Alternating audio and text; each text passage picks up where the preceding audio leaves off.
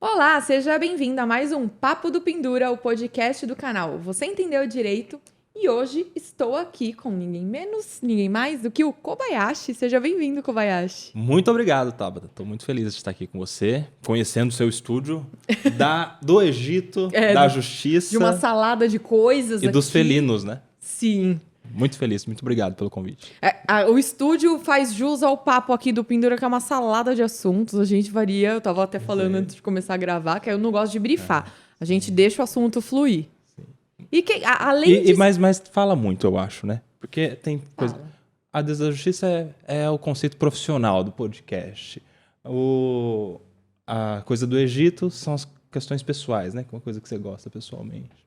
Os felinos aí são as paixões, a coisa afetiva. Análise com o Kobayashi. Não é?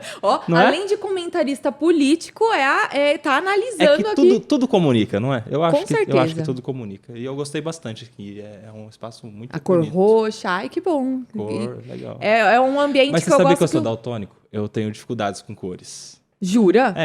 É roxo, beleza. Eu consegui identificar que é roxo, mas é um fúcsia. Eu poderia ver, azul. Tá meio no mesmo pacote, assim. Jura? Sério. Semáforo eu tenho super problema. Você sabe só pela ordem das bolinhas. Sei pela ordem, mas, por exemplo, o verde eu sei que é verde. Os outros dois é meio que a mesma cor. Aí eu vejo pela ordem.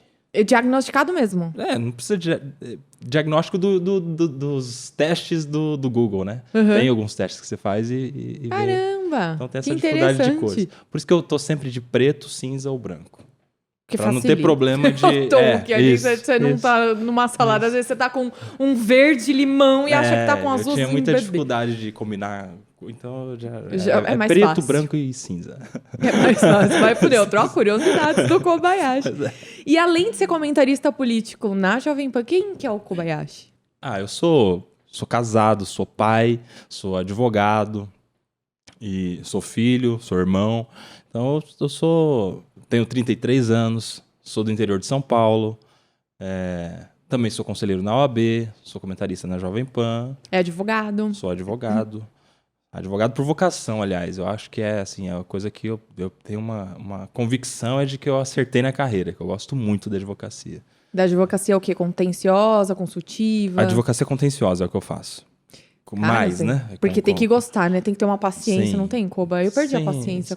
Sim, assim, a gente tem, claro, as frustrações, a gente não ganha sempre, mas é algo muito legal quando você consegue entregar a justiça para alguém, né? Quando isso você consegue sim. entregar uma realização fora de sério. O problema não é nem ganhar ou não, é o judiciário mesmo que é demorado. Sim. Tem juízes que às vezes parece que não lê, não é? Apesar do judiciário, a advocacia ainda é satisfatória para mim.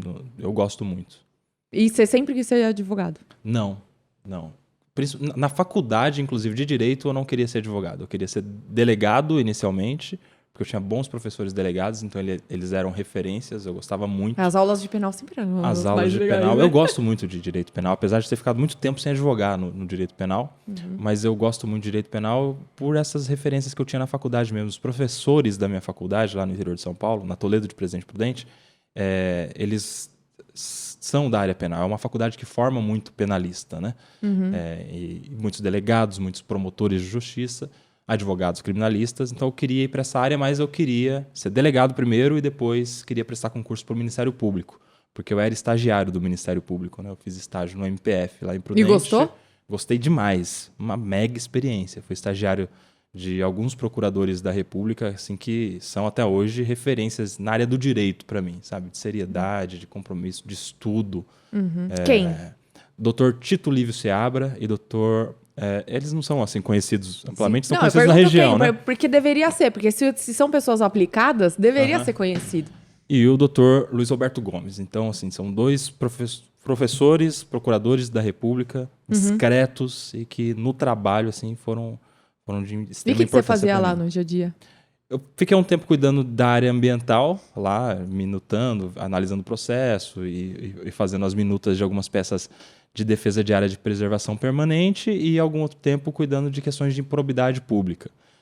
Então, foi assim, são matérias então que não são... Você sempre teve um pezinho na política, então? Também, mas assim, não são matérias tão comuns na faculdade, né? Não, A gente que é não aquele vê muito administrativo isso. que você vê por cima e Exato, olhe lá, né? Exato. Então, O ambiental a própria também. competência da Justiça Federal, do Ministério Público Federal, é muito residual. Então, a gente tem... Residual não, é muito específica, né?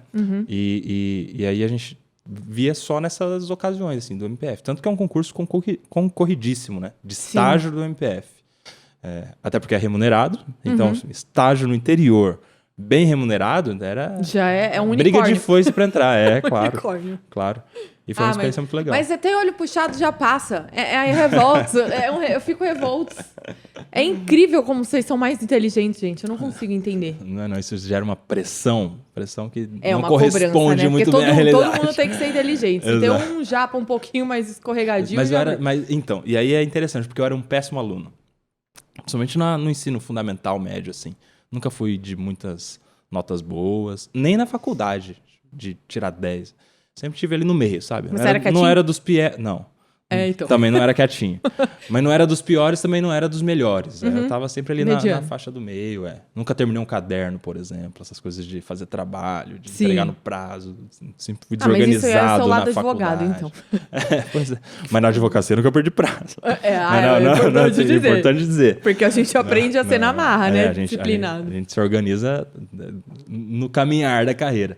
Mas na faculdade eu era totalmente o mediano, assim. De pegar exame... Nunca peguei DP, mas pegava sempre exame, sempre batia ele na trave. E conseguiu passar em concurso? No concurso do MPF, de estágio, passei em alguns outros concursos de ensino médio antes de me formar, né? Eu fui soldado temporário da Polícia Militar, fiquei 3 anos no Corpo de Bombeiros, morei no quartel durante esse período. Que da hora! Foi bem legal. E nessa época eu ficava prestando concurso de ensino médio, né? Pra trabalhar de dia e fazer a faculdade à noite. Então passei em outros concursos que não assumi. Na época tinha muito concurso de escrevente para prefeitura, conselho de medicina, conselho de fisioterapia, correios eu passei também, mas não passei. Eu fiquei nos bombeiros, porque apesar de ser ali o salário que me ajudava muito, me permitia ficar imprudente e conciliar o trabalho com a faculdade. E como que você foi pousar no mundo de ser comentarista político, né? Porque hoje... Kobayashi é comentarista na Jovem Pan, ele dá a cara dele a tapa. Às vezes eu vejo e você muito falando... tapa. Muito tapa. Ele fala umas coisas... Às vezes eu nem dou a cara... Tem que ter um culhão. Às vezes eu não dou nem a cara e recebo tapa. Na tabela ali, né? Não, porque tem alguns temas que eu vejo você falar lá que eu falo, meu Deus! Ele não tem medo de virar um Gentili com 100 processos por dia que dão entrada. Por enquanto eu tô sem processos, não recebi nenhum. Mas, assim... eu acredito em Deus. Deus me colocou. Foi o caminho de Deus, assim. Porque foi despretensioso de estar lá na Jovem Pan hoje, por exemplo. Eu dava algumas entrevistas na Jovem Pan como advogado, comentando assuntos jurídicos. Então, dei uma entrevista uma vez sobre o direito dos autistas, de ter um monitor na escola, enfim. Da responsabilidade de uma escola que se nega a matricular um autista por falta de suporte, por exemplo. Dei uma outra entrevista uma vez para falar sobre a ilegalidade do vape, sabe? O cigarro eletrônico. Mas assim, 20 segundos de entrevista, exato. E um dia me chamaram para participar do programa Linha de Frente, que é o das tardes, né? Porque é uma mesa que roda os comentaristas, não tem comentaristas fixos. E eu fui e participei uma vez, e depois me chamaram de novo, e desde janeiro eu tô contratado como comentarista da casa, Para falar de política, que é uma coisa pra também... Para falar de política, assuntos jurídicos, mas majoritariamente sobre política. E tem uma coisa muito interessante nisso, porque eu já tinha dado entrevistas, falo em público, não tenho problema com isso, mas falar ao vivo, na TV, em especial, uma TV de audiência, assunto polêmico, numa mesa de debate que vai ter alguém para te confrontar, inclusive, não é fácil. Por isso que eu falei que você tem que ter culhão. Desafiador. E quando me convidaram a primeira vez... foi para participar no dia 8 de setembro do ano passado. Ou seja, um dia depois daquelas manifestações pelo Brasil. Então, qual seria o assunto? As manifestações de 7 de setembro. Vi tudo sobre as manifestações. Estava super por dentro do que tinha rolado, do que comentar. Preparado. Chegou no dia 8, que seria o dia que eu participaria pela primeira vez. Faltando 5 minutos para começar, entra o produtor, o diretor e fala... Fiquem atentos que a gente vai mudar a pauta, porque parece que a rainha Elizabeth não tá bem da saúde. Tá todo mundo da família indo pra lá. Que legal. Tipo, na hora de começar. E eu vou te falar, eu não sei nada da família real. Eu não sei nada da rainha. Se você me perguntar a ordem dos filhos, eu não sei. Assim, é uma coisa que não me interessa Foi um zero. teste.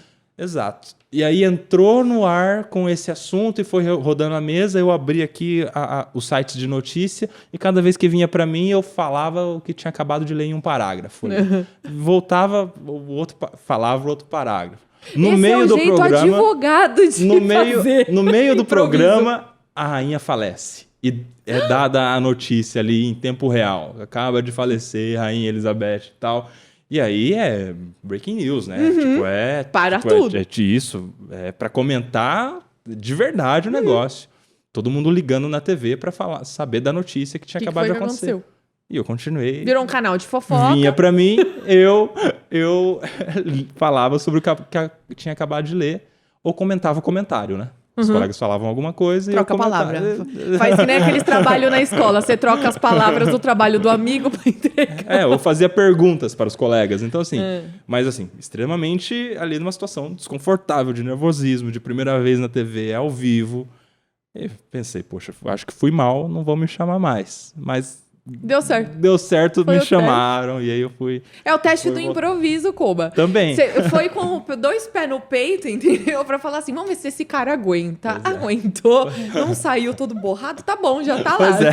Foi contratado. Porque pra falar, principalmente de assuntos políticos, na fase que a gente tá no Brasil, né, Sim. que as pessoas estão muito extremistas, Sim. meu, como que você faz? Você coloca a sua opinião pessoal ali de bate pronto ou você fica nesse vou pisar em ovos para não ofender ninguém, não sei o quê? Assim, para não ofender ninguém, a gente pisa para evitar exatamente ofender as pessoas. Mas é legal que lá a gente tem plena liberdade, né? De falar o que pensa de fato. E você não precisa entrar numa caixinha de ideologia, de ideias. Então, claro, nem sempre a gente vai agradar nem o público e nem quem está na mesa com a gente. Mas é uma questão, na vida, né? é uma questão de coerência. Então, e principalmente para a gente na condição de advogado, que a gente sabe os direitos fundamentais, a gente sabe o que são direitos humanos, e tem no imaginário comum, especialmente num público conservador, algumas ideias distorcidas sobre direitos humanos, principalmente, sobre direitos fundamentais. Então, às vezes, um político que é odiado pelos conservadores, ele é solto de uma prisão que de fato é ilegal. Eu, por uma questão de coerência, eu tenho que defender o que eu acho justo, o que é certo. Poxa, o Sérgio Cabral foi solto. É uma crítica gigantesca, mas eu preciso falar, por exemplo, que de fato ele deveria ser solto, porque ele estava preso preventivamente há 6 anos, aliás. Então, É a letra da lei, né? Letra da lei. Direitos humanos, direitos fundamentais. Tem que defender seja de quem for, entendeu? E eu achei até interessante, porque, por exemplo, agora esse pessoal conservador de direita está defendendo os direitos humanos, direitos fundamentais. Essa semana passada, os parlamentares da oposição, os parlamentares de direita, conservadores, foram à ONU pedir investigação sobre violações de direitos humanos para os presos dos atos do dia 8. Aí eu vejo nisso assim, uma oportunidade de falar que bom que agora estão vendo que existem direitos humanos que devem ser observados. A questão é que tem violações, como eu acho que tem, no caso dos presos do dia 8, mas também tem todos os dias no Brasil. Sim. Inteiro, seja de direita, de esquerda, há muito tempo e, né, que legal, agora é uma oportunidade para todo mundo ver que isso. Então, assim, claro que isso não agrada a muita gente, mas é uma questão de coerência. É que tem gente que acha que isso é só um escudo, né? E tudo é anulável pelos direitos humanos. Não é assim. É que, infelizmente, os direitos humanos, ele puxa as coisas muito pro ideal, que muitas vezes não é aplicável, né? Sim. E as pessoas não tendo conhecimento disso, até por isso que a minha briga, eu tenho o canal, por conta disso. Porque eu queria que direito tivesse na escola. Os direitos fundamentais, direitos humanos, os direitos constitucionais, mas também os direitos trabalhistas, os direitos previdenciários, todos eles estivessem na escola, para o cidadão conseguir discernir o que é certo e errado e entender. Porque tem muita gente que... É mais fácil falar assim, né? Que nem... O que aconteceu lá dos recursos do Lula em segunda instância, eu fiz um vídeo sobre isso, explicando quais foram as ilegalidades ali de acordo com o que a gente que está previsto no nosso Código de Processo Civil, de processo penal. E as pessoas, elas não conseguem entender que aquela lei, ela tem que... É a deusa da justiça, né? Ela não pode estar com a venda nos olhos, ela tem que olhar o caso a caso. E Eu, particularmente, agora vamos falar de opinião, mas só falando de botar o nosso na reta. Eu realmente acho que a venda não deveria estar nos 2 olhos, deveria estar em um.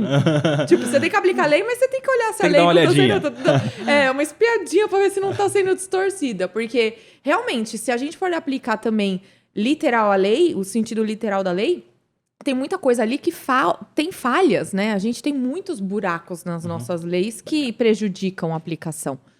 Sim. Então, é nessas que entram as brechas da opinião e da interpretação, que a jurisprudência altera um pouco a sistemática da coisa, porque cada um interpreta de um jeito. Exato. Eu acho que a venda da Deus é só para não olhar para capa do processo, para quem está sendo julgado. Essa é a grande questão. Porque, por exemplo, eu estava fazendo aqui já uma crítica sobre o pessoal que até ontem não falava de direitos humanos, criticava e que agora está defendendo. Mas eu não sei se é pior esse cara que até ontem não defendia, criticava direitos humanos, falava que direitos humanos são coisas de bandidos e hoje estão defendendo porque são os seus apoiadores que estão sofrendo, ou se são aqueles que sempre defenderam direitos humanos e que agora, por serem os opositores políticos às vítimas, não defendem, se calam, se omitem. Então, assim, tem incoerência dos dois lados. Por isso que assim, a gente tem que ter a tranquilidade de defender direitos e não pessoas, e não grupos, e não espectros políticos. E que justiça não é absoluta, né? Justiça não é absoluta, infelizmente, a justiça é uma coisa muito de perspectiva, né? O que é justo para um não vai ser justo para o outro e acabou. Exato. Mas tem que ter um culhão para colocar isso na frente, lá na hora do vamos ver. Teve algum episódio, que nem você contou do primeiro, mas teve algum outro que aconteceu coisa do tipo, você falou, fudeu, o que eu vou falar agora? Não me lembro, assim, de nenhuma Eles saia passam justa. o tema antes? Como que é? Geralmente passam. Passam assim, olha, a gente tem essa pauta para seguir, só que não necessariamente vai seguir. Porque na televisão o que manda é a audiência. Então, se entrou no assunto e começou a cair ali o número do Ibope, vai mudar de assunto. Mas eles passam só o tema. Eles não passam um briefing ali de perguntas, nada. Só o tema. Não, só o tema. Por exemplo, eu tenho feito muito os jornais, né? E os jornais são todas as matérias que vai entrar, ou seja, muitas, e não necessariamente quais você vai comentar. Então, meio que tá ali uma ordem, você bate o olho, vê mais ou menos o que tem. Se tiver alguma coisa muito assim que você não sabe do que se trata, dá uma pesquisada. Mas, geralmente tem essa linha. E nos jornais, o apresentador faz a pergunta ali na hora. Então tem que estar preparado para responder o que ele está perguntando na hora, ali de pronto. E o pós é assim também, tranquilo? Você já encontrou com gente que, tipo, na rua falou assim, você falou merda aquele dia, não sei o que. Teve? Nas redes Os sociais. Haters. Nas redes sociais tem. Redes sociais e hater é um negócio... Na rua é só elogio. Na rede social tem crítica. Porque ninguém dá cara a tapa na hora de criticar. É incrível, sim. né? Mas é muito legal, porque teve uma semana que, na mesma semana, um cara me mandou uma mensagem falando que eu era muito inteligente, que gostava dos meus comentários, mas eu defendia muito o PT e que isso iria comprometer minha carreira. Na mesma semana, recebi de uma mulher no Instagram que eu sou muito bom, mas o fato de eu ser bolsonarista contamina minhas opiniões. E eu não sou nem defensor do PT e nem bolsonarista. E para o público tem essas críticas de todos os lados, exato.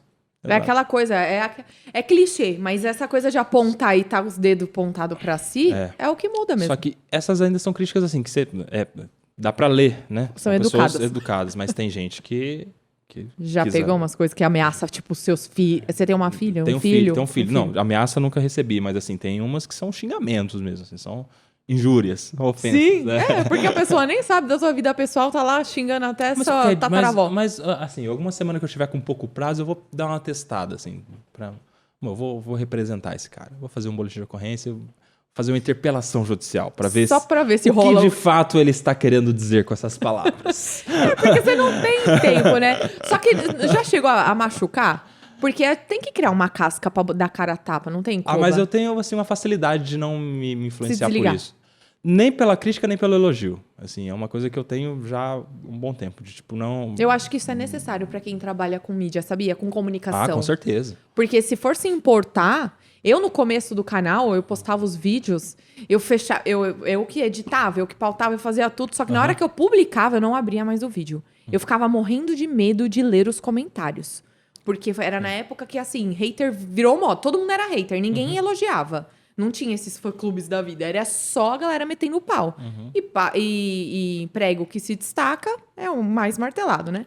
Então, tinha muita gente criticando. Hoje, eu já tenho que ter esse acompanhamento, porque eu tiro as dúvidas nos comentários e fui criando essa casca. Mas eu não fui sempre assim, não. Sim, mas tem uma coisa que eu acho que é determinante, que justamente é o que impede as pessoas de fazerem o que você faz aqui, de produzir conteúdo, de aparecer para a câmera, de falar o que você pensa, de dar uma opinião, que é o medo do julgamento alheio. É isso que faz com que as pessoas não apareçam. Travam. Então, ela deixa de falar, ela deixa de ir, ela deixa de aproveitar a oportunidade por medo do julgamento alheio. E quando você ameniza esse medo, você diminui a importância do julgamento alheio, você tem mais segurança, tanto para ir, quanto para não se afetar pela crítica. Porque eu não ligo pro julgamento alheio. Você pode me criticar, você pode me elogiar.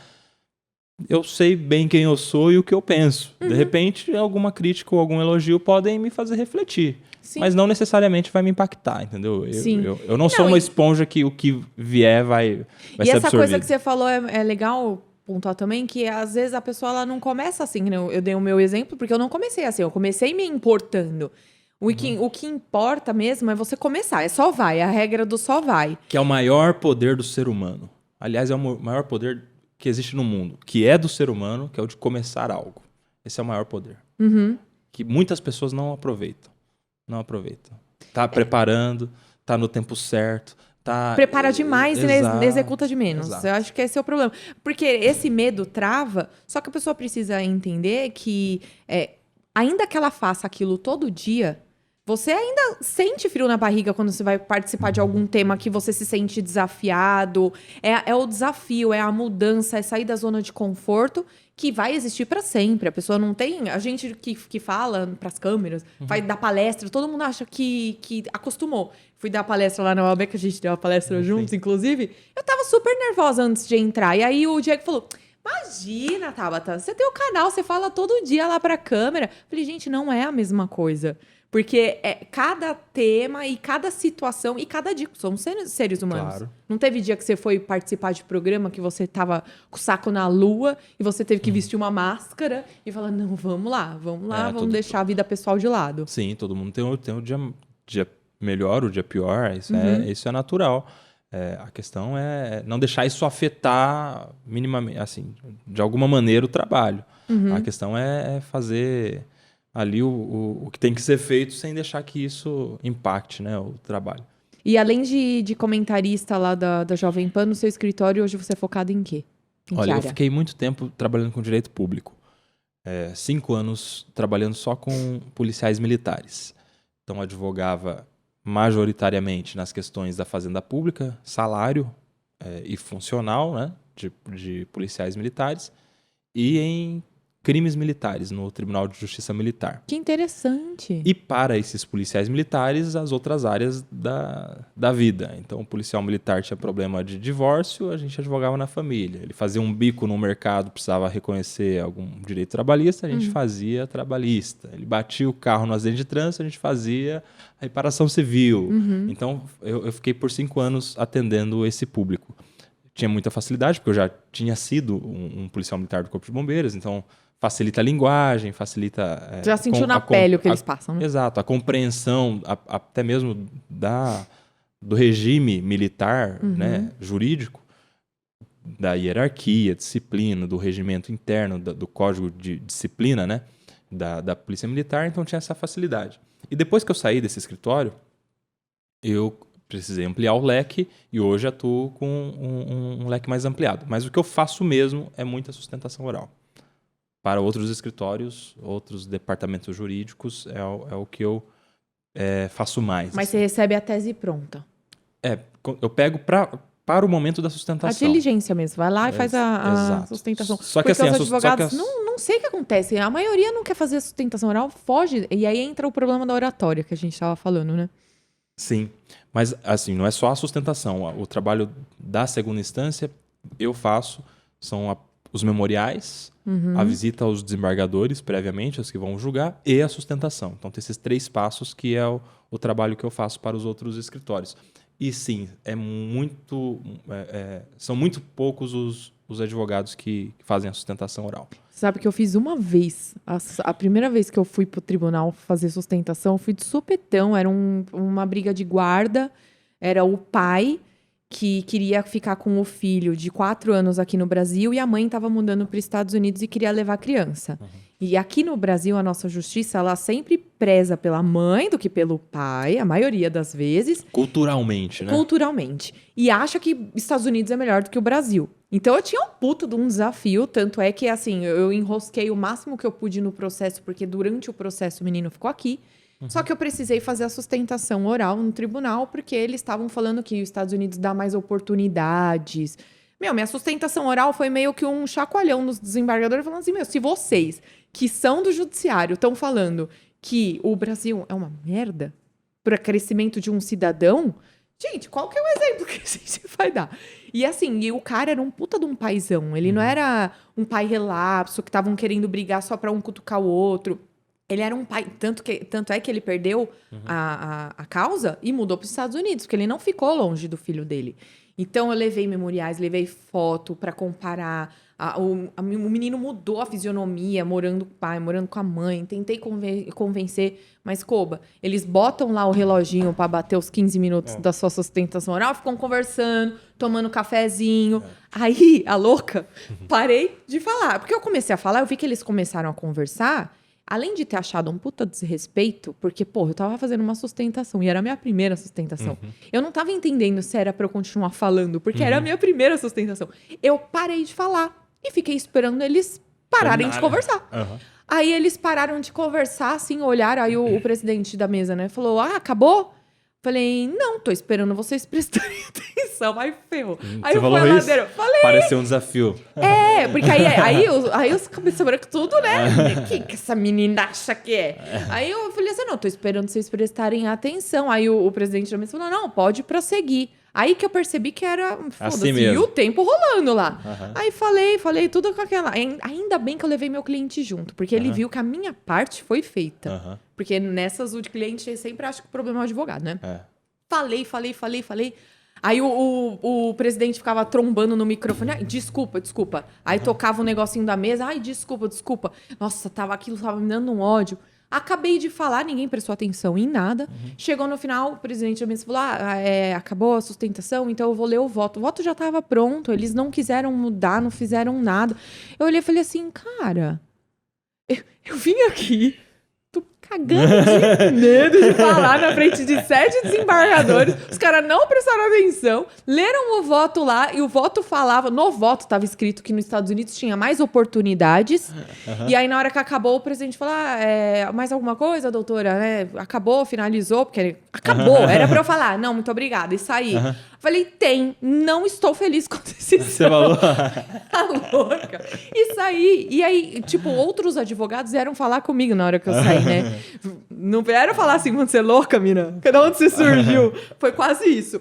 Falou assim, é assim mesmo. A gente viu que você dava nervosa. É a primeira vez que você sustenta. Eu falei, fica tranquila que é assim mesmo. Eu falei, gente, como pode?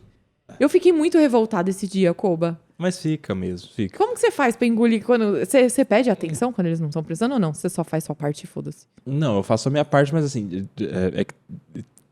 são 10 anos fazendo sustentação, né? Sim. Então, primeiro que você começa a frequentar muito, seu rosto fica um pouco mais conhecido. Eu sei que quando vai fazer a sustentação oral, a primeira sustentação, é importante que seja dito. Excelências, é a minha primeira sustentação. Se eu tiver algum deslize e tal. E aí, para prender a atenção, é a questão da técnica. O silêncio é uma das técnicas de prender a atenção, de fazer uma pausa dramática e tal, né? Só que eu, pelo menos, nunca falei, estou esperando vocês prestarem atenção. Eu fui meio louca. Mas é porque eu sempre fui bocuda, Koba. É duro. Mas eu fui bocuda e foi pior. Foi tão... Saiu, na hora eu tava nervosa e eu tava achando ridículo eu falando e os caras não prestando atenção. Foi autêntica, né? Falou o que tava pensando. Mas é por isso que eu dou muito mais. Me dou muito melhor na internet, com o cidadão, no geral, com o público num geral, do que no judiciário. No judiciário eu já tretei com um juiz. Entendi. Eu também. Você tretou? Também. O que aconteceu? Vamos contar os causos aqui. Foi numa vara de família lá em Poá. Se eu não me engano, é em Poá. Olha que legal. Primeiro, uma pausa pra comida. Eu falo de boca cheia, então pode comer e falar ao mesmo tempo. O nosso público já tá acostumado.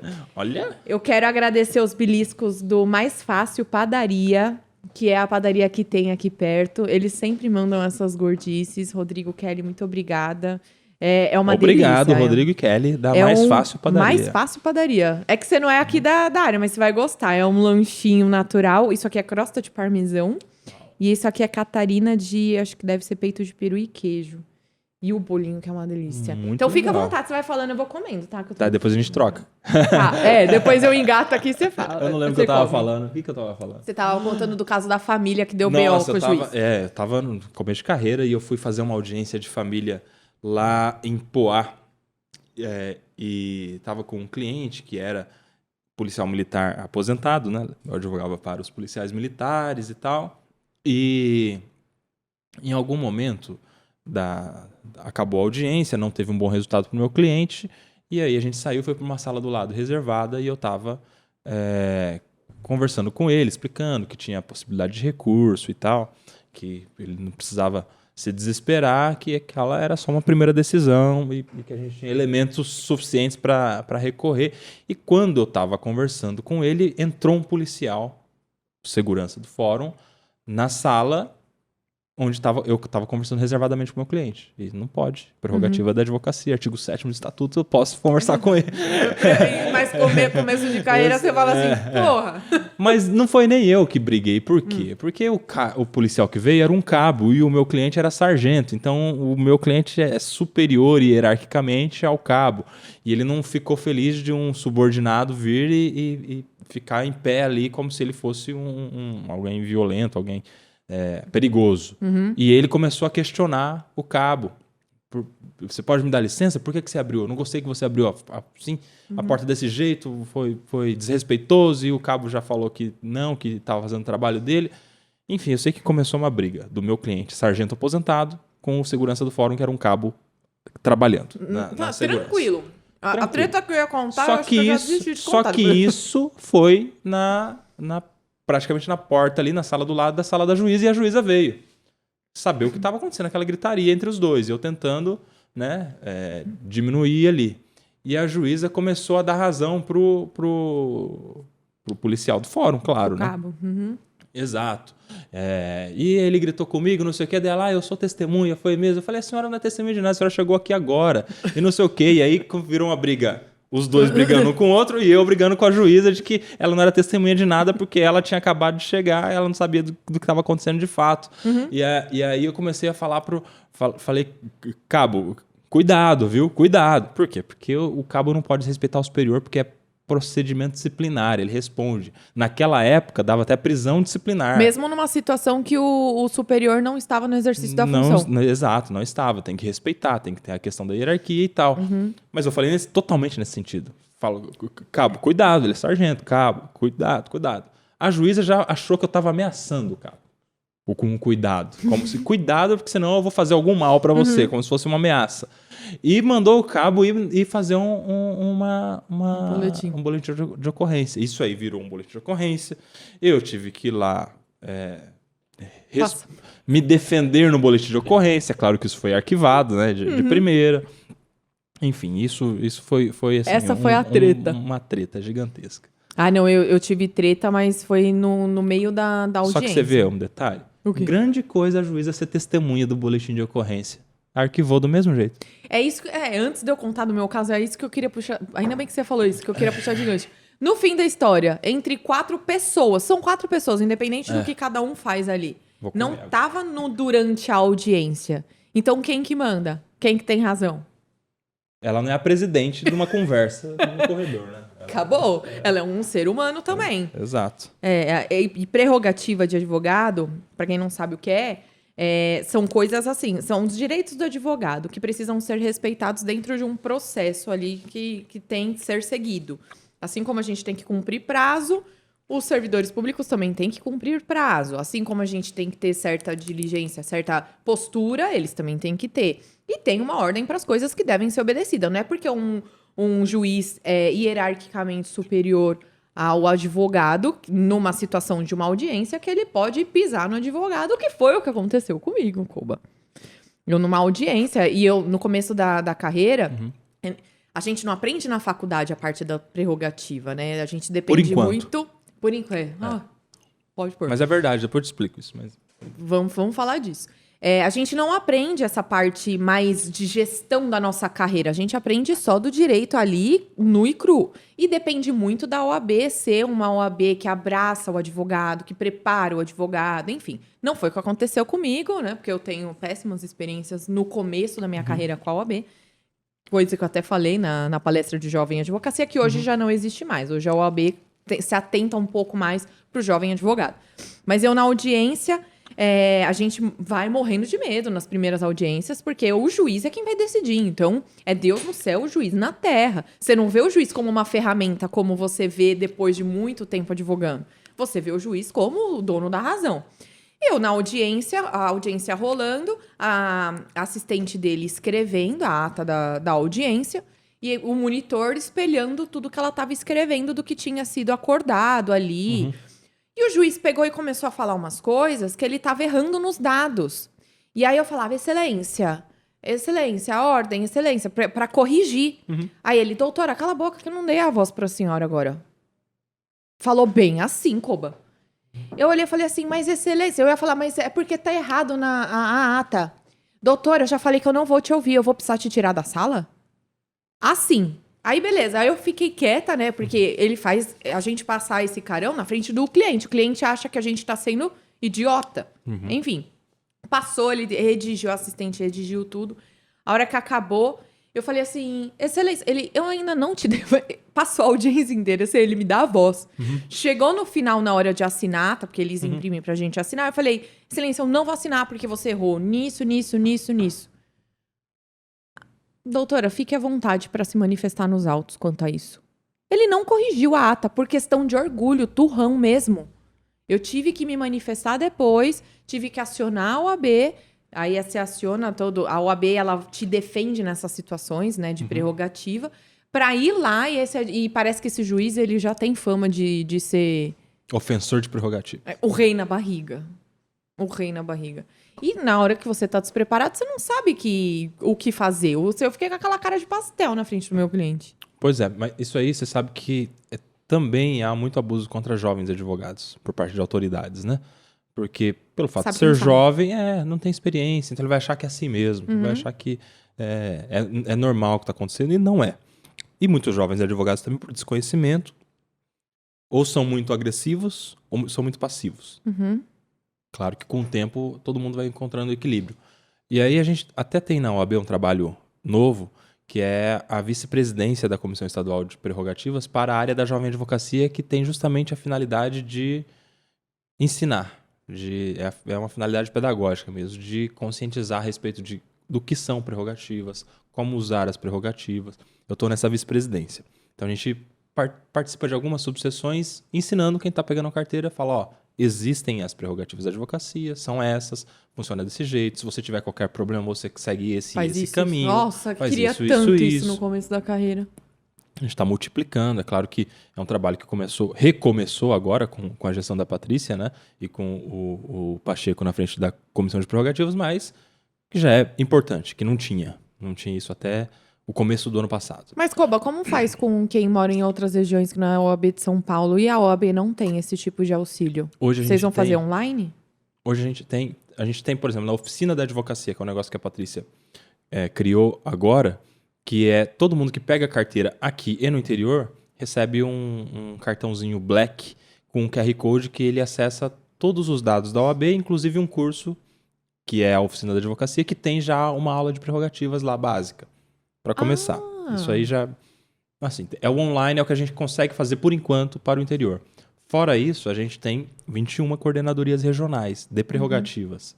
Aqui na região, se eu não me engano, é até o Yuri Félix, que é o coordenador regional, que lida com as subseções e que reproduz regionalmente aquilo que vem de São Paulo. E uma das coisas que vem de São Paulo é justamente as ideias dessa vice-presidência, de ensinar prerrogativas. E você falou sobre pedir a palavra e não deixar, né? Uma das coisas que a gente fala nas aulas de prerrogativas é que o uso da palavra pela ordem, que é uma das prerrogativas, ela não pode aguardar o deferimento. Ela não pode aguardar o aceite do juiz. Por isso que é pela ordem, vírgula, e já fala. Porque se você fizer o pedido da palavra pela ordem interrogação, vai vir um fica quieto, um cala a boca, um não é sua vez de falar e tal. Mas aí você vai falando, o juiz te manda você atropela sair o juiz. E aí, outra campanha que a gente tem nas prerrogativas também, que é gravar as audiências. Você tem que gravar. Gravar, bota pra falar. Se ele começar a te mandar sair da sala, você tá gravando e ele vai ser desagravado. Aliás, você vai ser desagravado pela ofensa que ele tá te fazendo, né? Pelo agravo que ele tá cometendo. E isso é interessante porque 2 mudanças que a gente está para ter por campanha muito aqui da OAB de São Paulo. A primeira lembra que você falou que não ensina na faculdade prerrogativas. Então a gente está com uma campanha que já foi encaminhada para o Conselho Federal e que já foi aprovada e que está agora em fase de implementação, que é cair prerrogativas no exame da OAB. Então, para obrigar a faculdade? Então, a faculdade vai ser obrigada a ensinar, porque senão os alunos dela não vão passar na OAB. Então, vai cair mais. Já tem ética e prerrogativa, mas cai muito mais ética do que prerrogativa. E isso é muito mais para que os outros alunos, aqueles que não vão ser advogados, aprendam sobre prerrogativas. Para não fazer merda. Para quando ele for juiz, ele for promotor, ele for delegado, ele respeite, para que ele tenha acesso a essas informações, ao Estatuto da OAB, do que propriamente para os advogados. Claro que também para os advogados. E uma segunda medida, que também vem da OAB de São Paulo, que é uma criação no Conselho Federal, e então é a nível nacional, de um banco de dados interno de violadores de prerrogativas. Então esse juiz... Um blacklist. Só que interno, porque já teve no passado uma dessa exposta, que daí deu várias indenizações por danos morais, isso na corregedoria. Né? Então, é que não pode ser público, porque senão você tem várias indenizações por danos morais e tal. Então, a gente vai ter um banco de dados interno, que quando esse juiz que cometeu esse abuso contra as suas prerrogativas, ele se aposentar e ele vier pedir inscrição na OAB, que é isso que eles fazem, né? Eles pisam na advocacia o tempo todo. Depois que se aposentam, querem ser advogados para usar do prestígio de ex-juiz. Quando eles vierem pedir a sua inscrição, vai bater lá na inscrição. Opa, seu nome tá com um asterisco aqui. A gente não pode. Tem que ficar 5 anos esperando. Tipo, uma coisa assim, entendeu? Castigo, né? Pra valorizar a prerrogativa. Lá, Cláudia. Exato. Valorizar as prerrogativas, que o cara vai pensar 2 vezes antes de violar. Mas não deveria... Mas a corregedoria não deveria cair em cima? Você fala que é porque o da corregedoria é tudo público? É porque quem que julga na corregedoria? Outros juízes. Entendeu? Quem julga a panelinha quem julga o pedido de desagravo? Advogados. Então, o advogado foi violado nas prerrogativas, faz lá o pedido. Olha, aconteceu isso, tá aqui a imagem, eu gravei, eu tenho a prova, tenho a testemunha, vai abrir um processo, o juiz, ou o delegado, ou o agente do INSS, ou quem quer que seja, vai ter a oportunidade de se defender, a gente tem um contraditório, pode até fazer sustentação oral perante o plenário lá dos conselheiros de prerrogativas, e depois tem a decisão. Se tiver desagravo e transitar em julgado, vai lá pro nome dele depois. E hoje o que acontece? Hoje a gente tem o desagravo. E o que acontece com o juiz? Por enquanto, ele é desagravado e vai estar com o nome dele sendo encaminhado para essa lista aí. Mas ele não é suspenso, ele não é nada? Não. Mas um desagravo já é um negócio até que legal, né? Até porque agora a gente tá com a ideia de fazer desagravos no local do agravo. Então foi na porta da delegacia, nós vamos lá com um caminhão de som na frente da delegacia falar que não pode violar prerrogativas.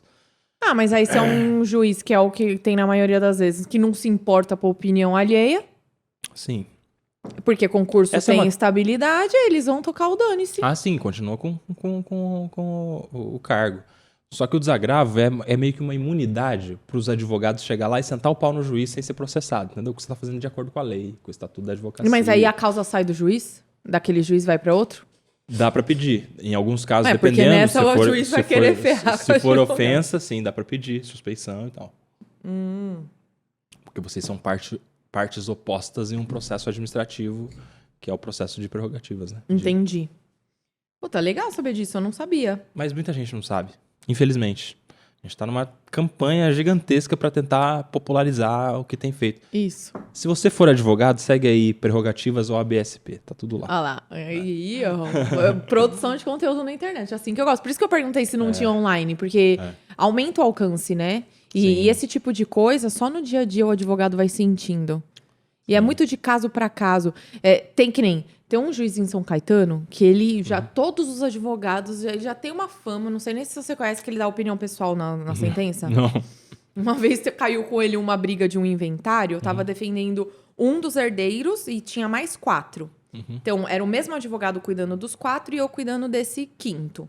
Porque eles não estavam entrando em acordo, e ok. Quando foi para proferir a sentença, o juiz falou que era impossível ele ser só o do contra, que ele devia ter algum problema residual de infância, que ele tinha que se tratar. Ele achou uma coisa e colocou na sentença. Porque só ele não estava de acordo com os outros irmãos, então o problema era ele, que ele tinha que se tratar porque ele estava usando do processo como vingança contra os irmãos. Sendo que não teve prova nenhuma de nada, de vingança, de briga, de nada. Era só um desacordo na distribuição dos bens. A hora que ele proferiu essa sentença, eu juro por Deus, eu comecei a dar risada, eu falei, não é possível. Aí, eu era sozinha no escritório, mandei mensagem para outros colegas, falei, aconteceu isso. O que você fez numa situação dessa? Ele, eu entrei com recurso para desembargador julgar no lugar dele, mas não tem o que fazer com um juiz desse. Eu faço o quê? Eu denuncio ele por dar opinião pessoal no processo? É que não pode, né? Porque tem lá... Depois o CNJ deu uma melhorada, na verdade, né? Depois de 2004, com a emenda constitucional que criou o CNJ, isso deu uma acelerada nos processos, porque começou a colocar meta, e o CNJ começou a cuidar mais severamente de alguns juízes que nas próprias corregedorias dos próprios tribunais tinha ali uma certa passação de pano. Você lembra aquele desembargador da praia que maltratou um guarda que estava mandando ele colocar máscara? Sim. Lembra? Sim. Amassou, jogou no chão. Sim, falou ele que tinha não. várias reclamações, tudo arquivada. Todas arquivadas no TJ. Então. Precisou um caso de repercussão e o caso ir para o CNJ para ter algum tipo de resultado. E quem que compõe o CNJ? O CNJ, qualquer pessoa pode fazer reclamação. Lá em Brasília. Mas é julgado por conselheiros do CNJ, que parte advogado. Tem um cara indicado pela OAB, um pela Câmara dos Deputados, um pelo Senado, o corregedor é do STJ, o presidente é do STF. Então já é mais difícil criar panelas, que nem é a corregedoria. Veio um de cada lugar, assim. Um é da Justiça Federal, um é de alguma Justiça Estadual. Tem. Porque isso acaba... isso no judiciário é o que reflete também no executivo e no legislativo. E agora a gente vai falar um pouquinho de política. Porque é por isso que o brasileiro fala que no Brasil as coisas não funcionam. É por isso, porque quem julga geralmente é o ofensor, é a pessoa que detém poder e é muito fácil passar pano. E para consertar isso, porque as nossas leis, a letra da lei são perfeitas. Ao meu ver, elas são as mais completas do mundo. Só que na aplicação... é um pouco difícil, né? E esse é um senso comum, na verdade, né? A gente tem uma crise atualmente, uma das piores crises, na verdade, de credibilidade do judiciário. Isso é péssimo. Isso é muito ruim. Tanto que se a gente for ver, por exemplo, nos atos do dia 8 de janeiro, nós tivemos invasões e depredações na Câmara, aliás, no Congresso, né? Câmara e Senado, no Palácio do Planalto, que é a Presidência da República, e no STF, que é o Judiciário. E onde tem mais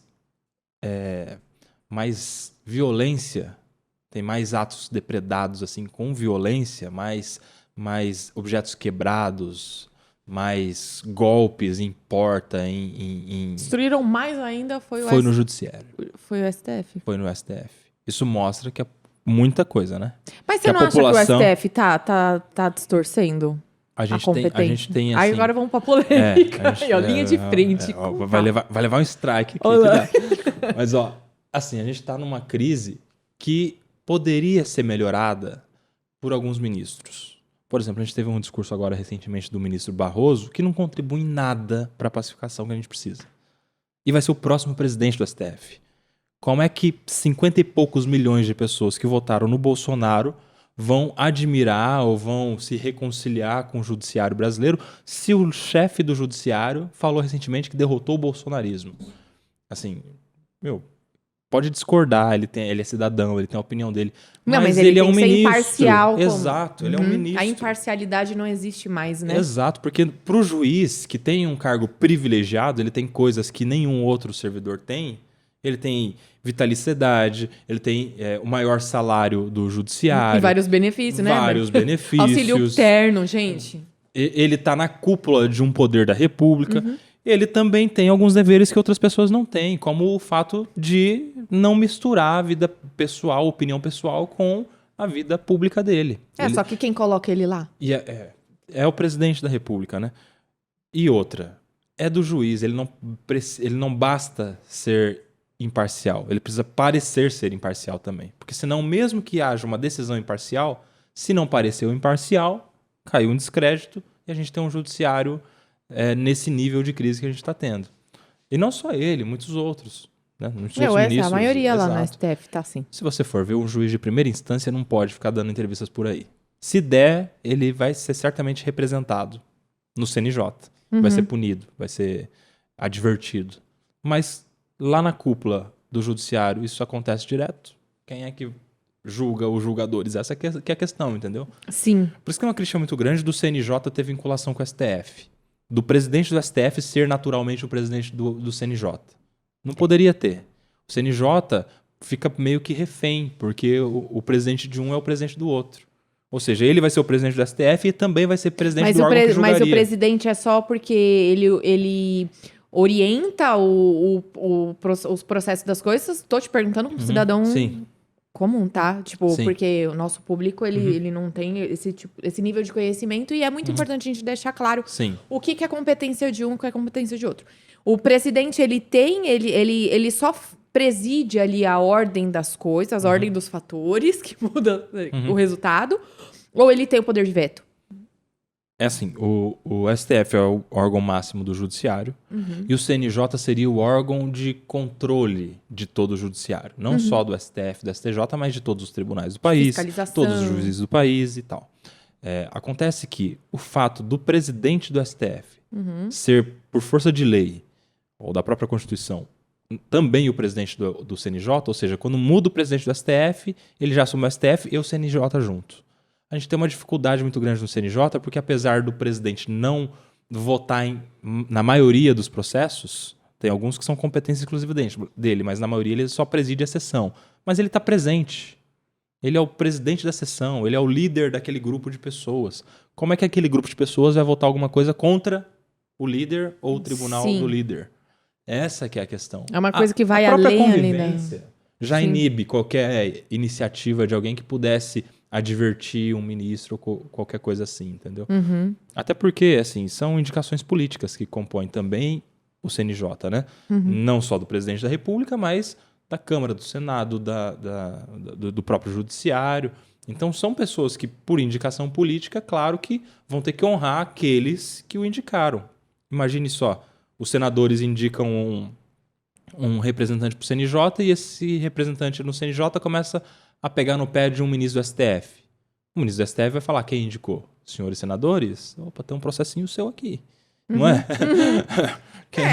Aí que tá a falha no sistema, né? Porque se a gente fala que o Brasil, na verdade, ele é governado pelo povo, é uma grande ilusão.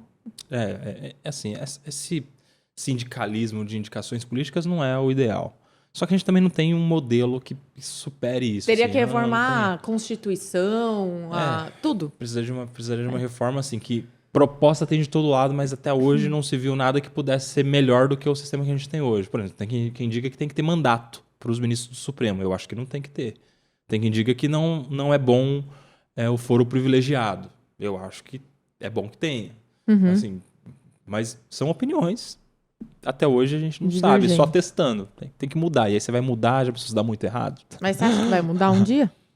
Dificilmente vai mudar para que não seja para favorecer os próprios políticos. Essa que é a questão. Porque são eles que têm o poder de mudar ou não. Exato. Como que E uma pessoa que entra querendo mudar tudo, é difícil chegar lá se ela for do contra. Quem mudaria? A Constituição. Como que a Câmara dos Deputados e os senadores vão fazer uma emenda à Constituição para falar que nem a Câmara e nem o Senado não vai indicar mais membro para o CNJ, por exemplo? Não tem como. Não tem como. Entrou num ciclo, entendeu? Sim, ficou vicioso já. E aí a pessoa que entra por baixo e quer mudar tudo não sobe. Exato. Porque para subir precisa ser do bom grado de todo. A não ser que seja uma pessoa muito maliciosa de mostrar seu até chegar lá em cima, chegou lá em cima, distorcer completamente o andamento de todo a carreira política dela, né? E isso sim, é muito impossível. Difícil. Muito difícil, muito difícil. A gente tem um cenário político difícil, né? Que vem gerando crise toda hora. É no judiciário, no legislativo, é na presidência, nos ministérios, que tá essa conversa essa semana aí de mudança já nos ministérios também. Então, assim, tem crise atrás de crise, não falta assunto para comentar, viu, tá? Isso não. Isso você... Crise é uma coisa que você nunca vai ter na sua carreira como comentarista político. Porque você vai... O seu... Não vai faltar trabalho. Exato, não vai entrar em crise profissional. Porque você fala das crises, né? Exato. E não tem lugar melhor no mundo. Se bem que as pessoas elas têm essa impressão de que só o Brasil é assim. E não é. Sim. Lá fora, imagina se aqui tivesse o common law, por exemplo, que é o que acontece lá nos Estados Unidos. Ferrou. Sim. Ferrou, porque o nível de corrupção é extremo aqui. E essa parte de ser comentarista político também entra uma outra dúvida que eu tenho. E essa tentativa constante do governo de calar a comunicação, de calar o jornalismo, como que você enxerga isso? E você gostou? Muito bom, muito bom. Como que é o nome? É Kelly O Kelly Rodrigo do Mais Fácil Padaria. Kelly Rodrigo do Mais Fácil Padaria. Parabéns. Você fica à vontade, eu vou comer enquanto você fala, porque agora a pergunta acho que vai ser longa.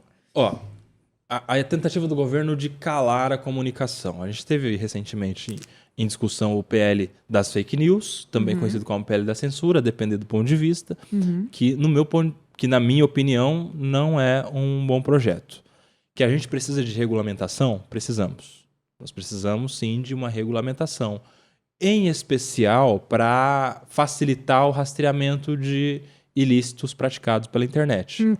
Por exemplo, por que para fazer uma conta num banco digital, eu tiro foto, eu mando foto com o documento, tem toda uma burocracia que é muito difícil que eu abra uma conta fake em um banco digital. Mas para abrir conta numa rede social para sair xingando os outros e compartilhando qualquer tipo de conteúdo... D10 arroba. É fácil. Então, assim, primeiro, proibir fake. Não tem que ter fake. Se é pessoa, ou rastrear também. Se é pessoa física, então você é o CPF e tal. E se você falar qualquer bobagem, a gente vai ter acesso ao CPF vinculado a essa conta. E você toma cuidado porque... Se você tirou foto com o documento e abriu uma conta, essa conta é sua. Você toma cuidado com a sua senha, senão você depois vai ter que se explicar se alguém usar a sua conta e tal. Se é uma lojinha, uma empresa, abre uma MEI, tira um CNPJ vinculado. Exato. Vai até incentivar a formalização das coisas, né? Regulamentação que a gente precisa. Agora, esse tipo de projeto, ele visa muito mais inibir a publicação de conteúdos que possam ser ofensivos ao governo do que propriamente de dar segurança às redes sociais. A gente teve no PL, por exemplo, a ideia de colocar nas mãos das plataformas a responsabilidade para dizer o que deve ser retirado do ar ou não. Seria legal, inicialmente, se a plataforma não ia montar um conselho lá, que ia uma comissão que ia ficar em cima que ia começar a colocar a plataforma como para triangular a relação. Também. A criação de um órgão que seria uma agência reguladora disso. Aí tem aqueles do lobby que já queriam levar isso para a Anatel, que não tem nada a ver com telefonia com rede social. Mas ia ter gente querendo poder. Ela é comunicações, pronto. É lá. É a coisa mais parecida que a gente tem, então vai ser... Não.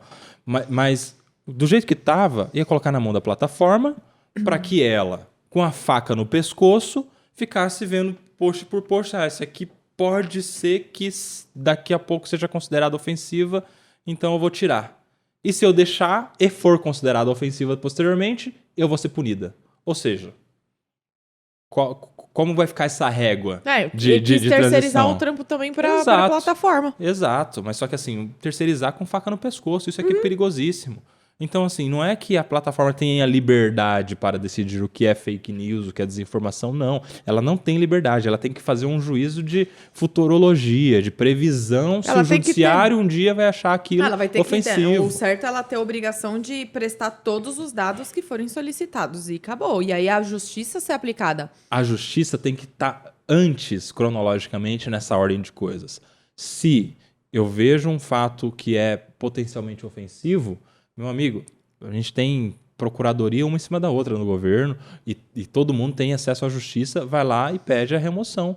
Tem uma notificação, aí sim, uma vez notificada a plataforma pela autoridade judicial, se ela não tirar, que responda. A gente deveria ter esse caminho natural. Deixar Poxa, as pessoas... No caso, A seria gente está assim. falando de um projeto de lei. O projeto de lei Sim. ele pode mudar até, pode criar um procedimento. Sim. Assim como a gente cria um juizado especial, como a gente cria um procedimento especial para determinadas ações judiciais, a gente poderia criar um procedimento especial para eventuais desinformações na internet. O procedimento especial é aqui, é no juizado especial criminal que você faz uma notificação. Pede para o juiz, é um processo? Não, pede só para o juiz notificar. Pronto, se o juiz achar que deve notificar, notifica. Se ele achar que não, recorre para o colégio recursal, para quem quer que seja. Mas poderia ter um sistema simples de, assim, ó, de alerta. Entendeu? Não, ou até mesmo até os costumes dos brasileiros de não precisa recorrer ao judiciário sempre. Pô, viu uma publicação que você achou ofensiva ou te ofendeu de alguma forma, ou você acha que tem alguma coisa errada, faz um boletim de ocorrência, faz uma notificação extrajudicial direto para a pessoa, tenta resolver. Porque eu acho que, assim, a pessoa que pensa errado, pensa coisas que a gente julga crime aqui no Brasil, a gente entende como criminosas, se a plataforma vetar ela de falar, ela vai continuar falando e vai continuar expondo esse pensamento no círculo social dela. Claro. Aí entra o que todo mundo fala assim, mas tem que falar para a pessoa que é errado. Então, o problema está na educação. É isso. Então, eu acho que realmente é mudar o esqueleto da estrutura ali da comunicação por si só, que são as plataformas, os meios, a identificação, porque uma vez que você saiba quem postou aquilo, é mais fácil rastrear e punir essa pessoa do que fazer a censura. Claro. Que aí a censura é antes, né? Sim, e censura prévia, né? Que é antidemocrático. E que a gente tem visto muito. A gente teve recentemente agora a ação do MPF pedindo para fechar a Jovem Pan. Caçar a concessão de rádio. Então, que pé que ficou isso? Eu não vi. Isso tá ajuizado, tá correndo. Assim, só o fato de só ser... porque vocês ficam lá falando os podres de todo Pior de tudo, não somos nós. São, tipo assim, comentários de 2022, comentários de lá de trás, de pessoas que nem estão mais na emissora. E, assim, na data do ajuizamento já não estavam na emissora. O problema não é o veículo, né? Mas, assim, o que, no meu ponto de vista, isso não é uma informação que eu ouvi de ninguém, até porque lá eu sou só comentarista. Do meu ponto de vista, é uma tentativa de inibir. Inibir, tipo, olha, cuidado com o que vocês falam, porque a gente tá vendo o que a gente tá fazendo, a gente tá entrando com uma ação pra fechar. É isso que tá acontecendo. E, fechar a emissora... Como que eles... não, mas eles não podem fazer isso. Pois é, mas eles fizeram, entraram com ação, no meu ponto de vista, fadada ao fracasso, se a gente tiver algum juiz que respeite a democracia. Aí mas vai depender de um terceiro. Porque como é que funciona? Falou uma besteira, se alguém eventualmente teve algum excesso, tira do ar do YouTube, aplica uma multa, faz pune pelo que foi dito. Agora, você impedir de que sejam ditas novas coisas, isso é não tem prisão perpétua, não tem pena de morte no Brasil. Mas isso é uma pena de morte da emissora. Sim, encerra um negócio ali. E assim, o Kobayashi falou tal coisa, o Kobayashi falando, ainda que ele seja um comentarista da Jovem Pan, todo mundo sabe que existe essa pessoalidade, principalmente que você tá metendo a cara, não é um @x. Claro. Que aí entra a sua crítica de realmente, eu também acho que os arrobas deveriam ser vinculados com o CPF e olhe lá até com um IP de rastreio, porque a pessoa cadastrar com o CPF, isso de ter selfie eliminaria. Usar a tecnologia ao nosso favor. Sim, já usam para tanta coisa, INSS usa, Receita Federal usa. Por que não vai usar isso para as redes sociais, que já é uma realidade inevitável? Claro. E é muito interessante que isso também deu uma oportunidade para a gente falar muito sobre a liberdade de imprensa e liberdade de expressão, né? E quando a gente vai ver na Constituição, no artigo 5º, que é onde estão os direitos fundamentais, direitos individuais, garantias individuais, É nesse artigo que a gente tem a previsão da liberdade de comunicação, de imprensa, né? Do exercício de comunicação, que é a liberdade de imprensa. Por que é que a liberdade de imprensa está no capítulo da garantia individual? Que aparentemente a liberdade de imprensa não é do indivíduo, é do órgão de imprensa, é do grupo econômico, do CNPJ, né? Porque a liberdade de imprensa, muito mais do que o direito de alguém explorar a atividade econômica de imprensa, é a liberdade do cidadão de ser informado por vários veículos de imprensa. Sim. Então essa é uma garantia fundamental. É até talvez mais importante que a própria liberdade de expressão. Porque se você não tem acesso ao conteúdo, você não tem nem sobre o que comentar. Se você não tem acesso ao conteúdo, você não tem nem sobre o que se expressar. O jeito mais fácil de você calar uma pessoa é calando primeiro os ouvidos dela. Porque daí ela não tem acesso. É segurar o conhecimento, a informação. Segurar o conhecimento. É assim que funciona em países ditatoriais. Dá uma olhada aí nos vizinhos, aí nos companheiros, né? Sim. Teve um vídeo que a gente publicou falando sobre as plataformas em outros países, que lá na China eles têm um controle absurdo do que é publicado, de quem que tem... O próprio... Qual que é a plataforma? O TikTok. O TikTok é chinês. E não é usado pelos chineses. Só tem no resto do mundo. Sim. Eles não podem usar. É complicado isso de plataformas de comunicação e até porque as pessoas... Aí esbarra na educação e no direito que a gente estava falando, né? As pessoas, elas não têm nem noção do que é certo e errado. Para elas, eu tô expressando o que eu penso, é meu direito de expressão. Foda-se se o que eu tô expressando é algo errado para a lei ou não. Porque tem muito crime que nasce na intenção. Sim, claro. E a pessoa, ela precisa ter consciência disso. Não significa que você colocando uma fita crepe na boca da pessoa vá corrigir o que aconteceu. Claro. É muito mais fácil você rastrear aquilo que foi feito e punir, que nem você estava comentando. Só que então não vai ter jeito, né? E outra coisa, né Tabata? Porque o que é preferível? Será que é melhor ver alguém calado o tempo todo, não saber exatamente o que ele pensa, não saber exatamente quais são as ideias dele e deixar ele ali?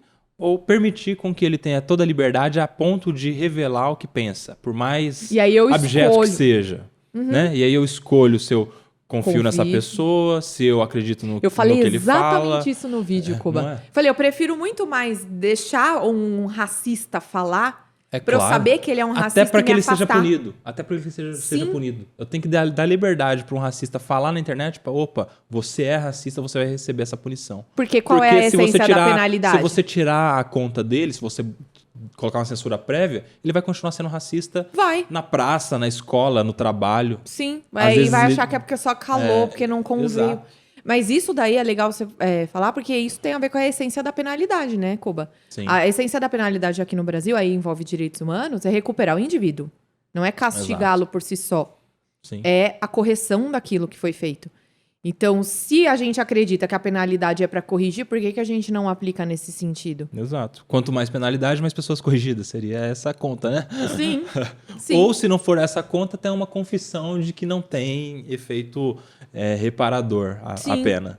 Porque tem o lado também da ameaça de a pessoa vai calar a boca e não vai pôr para fora essa intenção que ela tem, porque ela sabe que ela pode ser penalizada. É muito mais fácil do que você tirar a conta da pessoa e aí amanhã depois inventam outra plataforma, inventam outro meio de comunicação, que é inevitável. Essa pessoa vai usar o perfil de outra pessoa, de uma mãe, de um pai que não usa as redes sociais e vai continuar proferindo ódio e outras coisas. É porque não convém, né? Pra quem tá lá em cima, não convém. Sim, mas essa semana a gente teve uma decisão interessante da Justiça sobre isso. Acredito que de hoje ou de ontem, a Justiça determinou a exclusão de um post do Jean Willis por ofensa homofóbica contra o governador do Rio Grande do Sul, Eduardo Leite. Não vi isso. Pois é. E aí é interessantíssimo, né? Porque, poxa, o Jean Willis é um cara que tem uma bandeira de defesa da comunidade LGBT, portanto, contra a homofobia, né? E alguém que também tem uma bandeira contra o excesso da liberdade de expressão. Não é? Que ele acha que não pode ter o excesso da liberdade de expressão. Você tem liberdade de expressão, não tem liberdade de ofender na rede social. E ele foi considerado um ofensor exatamente por homofobia. E teve a determinação da retirada de um post. E eu acho que tá certo. Por quê? Mas o post foi homofóbico, ao seu ver?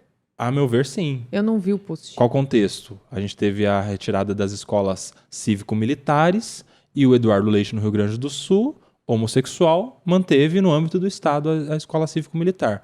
O Jean Willis fez um post, então, falando que isso revela alguém que tem como se fosse um gay que tem uma homofobia enrustida e que tem admiração por homens brancos e de fardas, sabe? Alguma coisa assim. Nada a ver com o negócio. O governador quis manter a escola cívico-militar, só isso. Não tem nada a ver com a sexualidade dele, não tem nada a ver com suposta admiração por quem quer que seja branco ou seja de farda, né? Ou seja, fez esse comentário no tweet. A liberdade, João, eles têm um Twitter para falar o que quiser, revelou o que ele pensa e revelou, inclusive, uma ideia homofóbica do próprio Jean Willis. E a justiça foi lá e puniu. Isso é bom. Não mandou cortar, caçar a conta, não mandou... Que nem aconteceu com o Monark, né? O Monark é um outro case pra gente falar sobre isso, porque muito melhor ele ter expressado tudo que ele pensa e as pessoas escolherem cancelá-lo, assim, numa cultura de cancelamento... do que o que fizeram de banir ele das redes. Banir das redes, exato. O dele foi o contrário, foi muito mais... a mão foi muito mais pesada ali da justiça, foi né? Porque, mas assim, das próprias plataformas inicialmente, né? Sim. Porque não teve nem decisão judicial mandando tirar e simplesmente tudo desmonetizado, tudo cortado né? Das próprias plataformas. Aí o perigo da plataforma, porque quando é contra o opositor... legal, mas e quando for contra quem tá gostando disso? Será que daí é legal ter poder na mão da plataforma? Discutível também. Mas a plataforma, nesse caso, ela fez a política dela valer, porque provavelmente teve muita denúncia nos posts dele, e é o que deveria acontecer. Exato. Tipo, as pessoas que... Porque um deslize ou outro, às vezes a pessoa comete e repara o erro, porque somos seres humanos, a gente erra. E na época teve isso. Você lembra que ele fez... No dia seguinte, claro, fruto da pressão, não naturalmente da sua espontaneidade, mas fruto da pressão... A minha consciência mandou eu vir falar isso, aí pega o papelzinho. Não, é claro. Começou a perder patrocínio um em cima do outro, se arrependeu na hora, natural que se arrependa. Mas fez no dia seguinte já um episódio especial só para falar da importância... de se combater o nazismo, trouxe um professor para falar da história do Holocausto. Então, assim, de imediato ele tentou reparar ali sem êxito nenhum. Na verdade, depois os estrategistas de marketing disseram até que foi equivocado, foi errado usar dessa estratégia, porque só deu mais notícia. E a cultura do cancelamento no Brasil também vive de ondas, né? Então, quem é o cancelado da semana é o fulano, então tá todo mundo indo nesse caminho, vamos nesse caminho. O que também é muito ruim, né? Eu também tenho uma ressalva com essa cultura de cancelamento. Mas é por isso que a internet ela tem que ser, sim, observada, não censurada, observada e acompanhada de perto, porque é onde essa onda ganha volume, é onde ela ganha escala. Na época que eu nem assisto o BBB, aí na época da Carol Conká, eu fiquei sabendo essa onda impulsionada pelos algoritmos, inclusive. Sim. Porque se 2, 3 começam a falar, isso é mostrado para mais 6, depois mais 12, depois por para isso 24. Que tem canais no... Como que é o nome daquele canal no YouTube que o cara só xinga e fala merda? Felipe Neto. Felipe Neto. Não, tem um que tipo, ele grita, ele só como que é o nome? Qual? Nando Moura. Tem um cara que logo quando o YouTube começou a produzir conteúdo que não fosse só clipe de funk... Vai na fé. Que fosse só clipe de funk. Teve um que ele abria os vídeos e aí ele só gritava e xingava todo mundo. Que ele estourou, porque o algoritmo entendia que as pessoas interagiam nos vídeos dele, ainda que... Porque o algoritmo, ele era burro nesse sentido de não saber o que era um xingamento do que era uma interação ali saudável. E super escalou o canal do cara. Eu esqueci o nome. Que eu entrei e falei, mano, como que esse cara... Na época eu tinha poucos seguidores, foi logo no comecinho. O YouTube nem era pra produção de conteúdo, era mais musical nessa fase.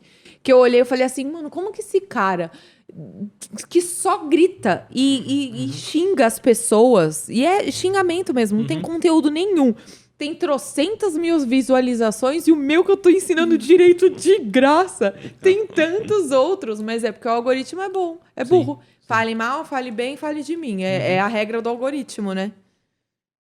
Fala mais um pouquinho aí, tá? Não, vamos continuar falando, E a plataforma também é difícil você jogar isso pra plataforma rastrear. Porque não tem como o algoritmo rastrear isso. Quer dizer, eu acho que agora as coisas estão evoluindo tão rápido que eles vão conseguir brecar, como o YouTube já é super inteligente ao brecar direitos autorais, música. A gente tem até na ideia da discussão da PL das fake news, que também seria um PL de regulamentação das redes, a discussão sobre isso, sobre abrir os números dos algoritmos e tal, né? Para que não haja direcionamento de conteúdo. Tem muita crítica e muita discussão, até conspiração, na verdade, sobre as eleições dos Estados Unidos, que a primeira, Donald Trump, que teria sido impactada, influenciada por força das big techs, com o direcionamento de conteúdos, algoritmos e tal. Tem essa discussão rolando também. Então, pode ser que, no meio do caminho aí dessa PL, a gente tenha alguma coisa sobre isso também, algum jeito de mudar o poder dos algoritmos, sabe? Uhum. Sim, e eu não digo nem mudar o poder, conseguir rastreá-los mesmo, né? A plataforma, ela conseguir entregar mais dados do que ela normalmente entrega, porque essa coisa da plataforma... Aí tem gente que critica porque fala que é só porque ela é uma empresa privada, por isso que tem esse tipo de exploração, e não tem nada a ver. O fato de você chamar a plataforma de Big Tech, você já está querendo colocar ali um gatilho de preconceito no negócio. Porque é Big Tech e você... Tem alguém ganhando em você, em cima de você. Tem alguém ganhando em você. Está lucrando milhões, bilhões. Então eles são errados. Sabe, coisa de separar, né? Quando, na verdade, é a Big Tech. É a plataforma que todo mundo usa. É a praça social de 2023. E olha, e é cada vez mais importante as pessoas conscientizarem disso, porque é uma realidade inevitável, a ponto de que uma vez a gente fez palestra em escola, que a gente tem uma palestra sobre produção de conteúdo nas escolas, que os professores têm que estar dentro das plataformas onde os alunos deles estão, para além de conquistá-los, falar a linguagem deles e... eu também quero, por favor. E seguir a realidade num todo digital. E aí alguns falaram, não, mas se eu tiver perfil, vão me rastrear, a Receita vai ver tudo que eu faço, porque vão me... Porque realmente o algoritmo, ele é traiçoeiro no sentido, tipo, eu falo pra você, eu quero comprar uma bota. Eu peguei o celular, aparece um monte de anúncio de bota. E aí tem gente que olha isso pro lado da conspiração, de que vai ser perseguido. Gente, obrigada.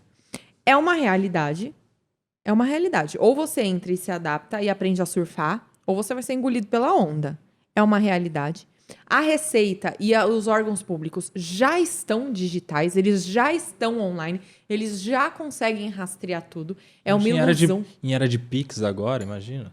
Então, tudo tem... pesos e medidas, né? Tudo tem um toma lá da cá. Exato. Você tem a praticidade, mas em contrário, você não consegue esconder as coisas. A não ser que você viva que, na verdade, no meio a gente deveria ter o bônus disso, né? Porque qual seria o bônus de ter mais fiscalização? Ter diminuição de impostos, né? Porque uma vez que tem menos sonegação, mais pessoas estão pagando impostos, e se mais pessoas estão pagando no volume, a gente diminui na alíquota. Só que...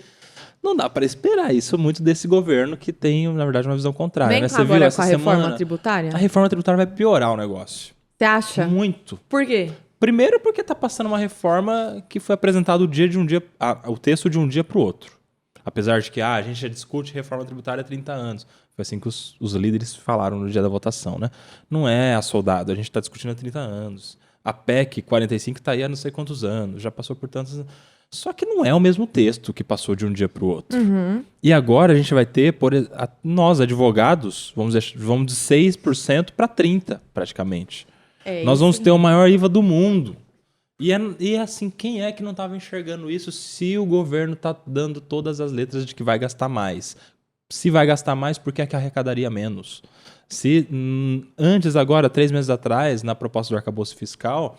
o próprio texto do arcabouço fiscal prevê aumento de arrecadação E aumento de gasto de um ano para o outro, de 0,6% até 2,5%, dependendo do tanto que arrecada. Prevê zerar o déficit no próximo ano, ter superávit no outro. Ou seja, como é que vai ter superávit? Por gastar menos? Não é, porque está gastando mais. Então é como? Está ganhando mais. Então é natural que a reforma tributária passe com o argumento de simplificação, de imposto agregado, para deixar de pagar duplamente impostos, né? Eu produzo, pago imposto, te vendo, pago imposto, vendo imposto, pago imposto. Mas aí você está diluindo, agora você está acumulando, né? A primeira vez que eu vi a notícia, até conversei com o Diego disso, o Diego Tavares, que é um amigo nosso também, que é comentarista. Grande Diego Tavares. Grande Diego Tavares. Eu tava Cantor, até viu? Então. Eu que sei. Eu sou amiga dele de infância, você acredita? Eu sabia, da época de cantor dele. E quando a gente conversou sobre isso, eu falei pra ele, mas que adianta unificar se vai jogar a alíquota lá em cima? Falei, não vai ser 10% que nem em outros países, vai ser 30%. Vai unificar e quem não tinha que pagar tudo aquilo de imposto, que é do Simples ou prestador de serviço, vai sofrer com essa situação toda. Aí ele falou que acha que não vai ficar tão alta, não. Não, fica. Assim, para quem vai melhorar? Para a indústria só. Eles falaram que vai quebrar pela metade os impostos para a área de saúde e educação. Tudo bem. Mas assim, a maior parte das pessoas estão no comércio, nos serviços, no agronegócio ou na indústria. Então, assim, eu não sei porcentagem disso, mas eu posso dizer que talvez 90%. Você acha que a comida vai aumentar? É, claro. Na verdade, comida não. Porque iria subir inicialmente na Câmara, mas teve uma grande crítica, principalmente da Associação dos Supermercados, falando que não pode aumentar imposto dos itens da cesta básica. Então, na Câmara, já eles reduziram os impostos, tarifa zero, na verdade, para os itens da cesta básica. Bom ou ruim? Tem dois lados aí. Porque se tira de um, vai pôr nenhum. Porque assim, não tem de graça, vai aumentar no restante. E isso favorece o mais pobre? Não. Por quê? Porque rico também compra itens da cesta básica, todo mundo se alimenta, o rico e o pobre. Então, é zerar imposto para todo mundo, na verdade.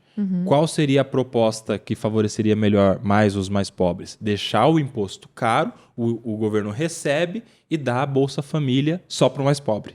E aí o rico paga imposto caro e não ganha Bolsa Família. O pobre paga imposto caro, mas recebe de volta do governo. Qual seria o problema disso? Que nesse vai e vem de dinheiro, às vezes fica algum dinheiro no meio do caminho. Né? Às vezes? De corrupção. Às vezes, entendeu? Desculpa. Às vezes. Esse é o problema desse Então, assim, tem essas duas visões, assim, como deveria ser sobre a coisa dos itens da cesta básica. Mas para nós, advogados, vai super piorar. Super. Jura? Muito, muito. Vai acabar o Simples? Não. Mas, por exemplo, pra gente... Eu não vi ainda. Pra gente, o que a gente paga? ISS, porque Sim. se tiver constituído, né? Um advogado que tenha lá um CNPJ já paga ISS. O ISS não vai mais existir porque ele vai juntar com o ICMS.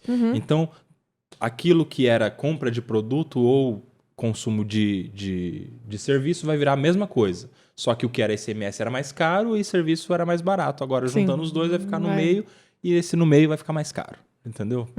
No equilíbrio da balancinha dos impostos aqui. Sim. E aí o que vai fazer? Mais prestadores de serviço vão querer sonegar, a arrecadação vai diminuir. E aí vai ser uma maravilha. Exato. Outra crítica. Quando tem aumento de tributo, tem aumento de sonegação também. Puta, Couba. Você me desanimou. Agora eu não tinha parado pra pensar por esse lado. Teve uma audiência pública faz 2 semanas aí na OAB sobre os impactos da reforma tributária para a advocacia, né? Geraram várias notas técnicas e encaminharam para o Senado, que é onde está a discussão, e para o Conselho Federal da OAB. A gente tem um ponto favorável, que é o fato do presidente do Senado, Rodrigo Pacheco, ser advogado, ser ex-conselheiro, inclusive, da OAB Nacional. Mas isso é para todos os prestadores de serviço, né? Não é só para advogado. Exato. Por isso é que começou um movimento com outras associações de classe, sabe? Então, os médicos, os prestadores de serviço de maneira geral, engenheiros e tal, estão tentando aí serem... Há uma tentativa de unir todas essas classes em prol de brigar para diminuir os serviços. Num geral. Num geral. E tem uma outra questão. Porque pra gente, principalmente advogado, que não tem muita despesa, a gente vende intelecto, eu não vou ter, por exemplo, os benefícios de quem compra e vende coisa. Porque quem compra e vende coisa, comprando eles vão pagar imposto também e vão ter crédito Vai bater. a bater o tal do cashback e tal. Sim. E eu não compro nada, eu vendo inteligência, eu não vou ter... Podia bater o que a gente gasta pra sobreviver. Entendeu? Eu não vou ter o que ter de retorno. Então, Sim, assim, é verdade. Então, até nisso, apesar de a gente se equiparar no tanto que paga com quem vende coisas, o que presta serviço e o que vende coisas, eles vão ter algum retorno e a gente não vai ter. Então, a gente fica até numa situação pior do Mas que já os falaram a alíquota servidores que vai servidores. ser? Não falaram, mas o estudo mostra que vai estar entre 28% e 30%, o que seria a maior alíquota de IVA do mundo. Ah, então vai valer a pena deixar na pessoa física. Então, daí paga imposto de renda que é mais barato, né? É. Só que agora a gente tem no segundo semestre a reforma tributária do imposto de renda, que é a segunda fatia da reforma. E aí vão subir pra... Ai, gente. Não, é escolher o pior ou o ruim ou o pior. Tipo, ou você paga 30 ou você paga 27,5, né? Na física. então, se manter 27,5, né? Se manter 27,5. Putz. Parece que hoje a gente tem algumas faixas do imposto de renda, né, que é o imposto progressivo. Parece que a ideia do governo aí é aumentar o número de faixas. Então vai ter mais do que as 4 ou 5, eu não sei exatamente quantas são. Sim, são 5. Então, 5. a gente vai ter mais faixas assim. Sim. Então quem for muito mais rico paga mais caro e Se várias bem que agora faixas no tem meio. a regra do imposto de renda retido na fonte simplificado, né? Aí eu não sei. Porque tem essas faixas, o desconto por dependente, é progressivo, tudo bonitinho. Você pega o valor do que entra das verbas salariais, tira o que você pagou de INSS, tira a pensão alimentícia e dependentes, sobre a base de cálculo do imposto de renda. Dessa base de cálculo, você aplica as faixas e a parcela a deduzir para descobrir o quanto você paga. Agora, tem uma opção de imposto de renda simplificado, que é pegar o que entrou e tirar 500 e pouco, que é um valor que vai ser atualizado todo ano. O que for mais benéfico para o trabalhador é o que vai se aplicar. O que, o imposto de renda for menor, é o que vai ser aplicado. Só que aí entra nessa problemática que você falou. Numa dessa, deixa de arrecadar aqueles que teriam um imposto de renda alto e vai compensar onde? Entendi. Vai tirar de onde? Entendi. Então, realmente, isso tudo da reforma tributária ainda tem acho que, muita estrada, né? Tem. Agora vai ter muito... Eu acho que vai demorar mais uns 2 aninhos para estar tudo redondo, não acha, não? Segundo o governo, aprova agora no segundo semestre, na volta do recesso. Mas, gente, vai ter muita coisa ali. Só que tem transição até, né? Eu não lembro exatamente, mas tem transição assim, muitos anos para frente. Vai até 2033, pelo que eu vi, para acabar 100% das regrinhas de transição. Sim, sim. Koba. E além do escrito, você ainda tá com o seu escritório? Você tá atuando nessa parte de sustentação, comentarista e o que mais? O que você faz na OAB? Na OAB eu sou conselheiro. A gente foi eleito nas eleições de 2021, né? Para a OAB São Paulo. E estou em 2 comissões, que é a comissão de prerrogativas, que a gente já conversou, e na comissão de empreendedorismo. Sou vice-presidente nas 2. Na de prerrogativas, sou um dos vice-presidentes, porque são vários.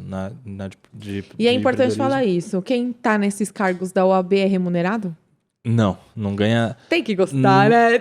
Nada além de amigos, que a gente ganha muitos amigos. Como ele é fofo. Não, e além de nome também, né, Koba?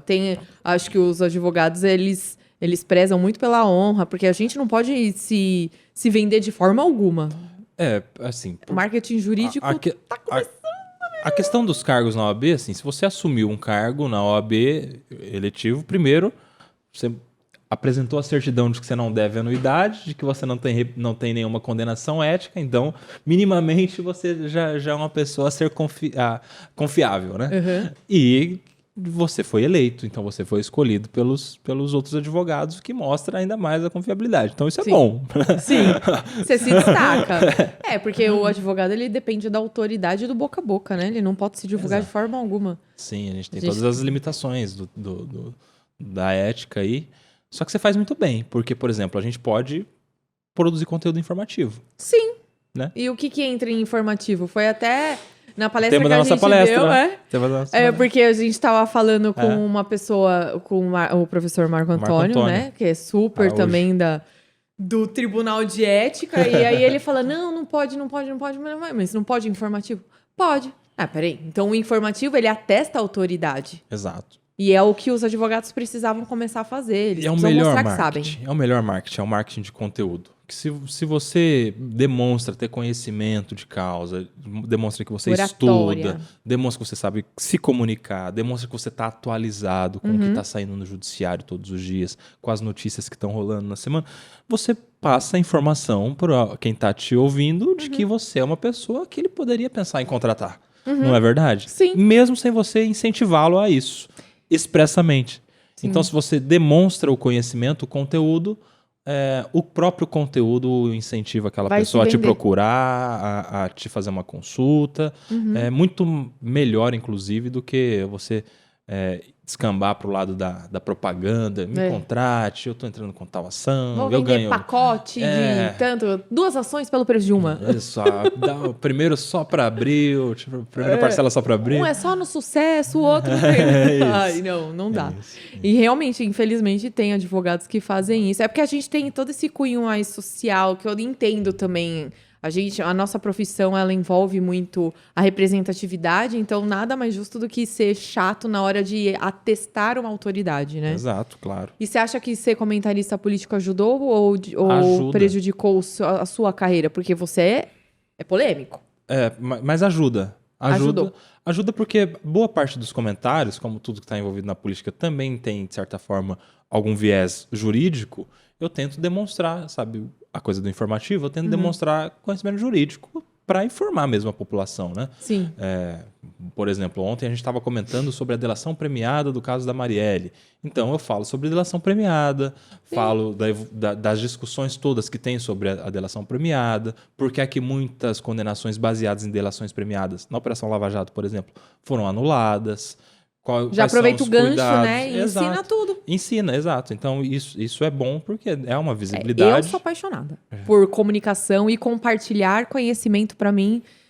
Eu acho que das missões é uma das mais bonitas de um ser humano. Assim, é compartilhar aquilo que sabe, não aprender e ficar assim, tipo, eu quero sim, aqui. Não, compartilha. Principalmente porque a gente está falando de direito que é aplicado a todos e nada mais justo todos saberem. Se você está compartilhando, está semeando também, está ajudando os próprios colegas, né? Uhum. Na OAB, por exemplo, é um campo fértil de se semear conhecimento. Tanta gente precisando, tanta gente que está começando na carreira, colegas advogados mesmo. E se você está ali semeando, você vai colher daqui a pouco. Você vai encontrar alguém que vai te ensinar alguma Mas coisa você sabe que que vai uma vez te... eu ouvi de uma advogada, eu contratei uma advogada que não ficou muito tempo depois dessa conversa, que ela virou pra mim e falou assim, mas eu não acho justo produção de conteúdo pra advogado, porque e se a advogada ela é muito boa, técnica, em fazer petição, mas ela ela tem vergonha de aparecer na frente da câmera, ela não se solta. É injusto, isso aí é concorrência desleal. Falei, não, pera lá. Falei, primeiro... Para ser advogada, você precisa aprender a falar em público, porque você vai falar na frente de um juiz, você vai ser avaliada, você vai falar na frente de desembargador.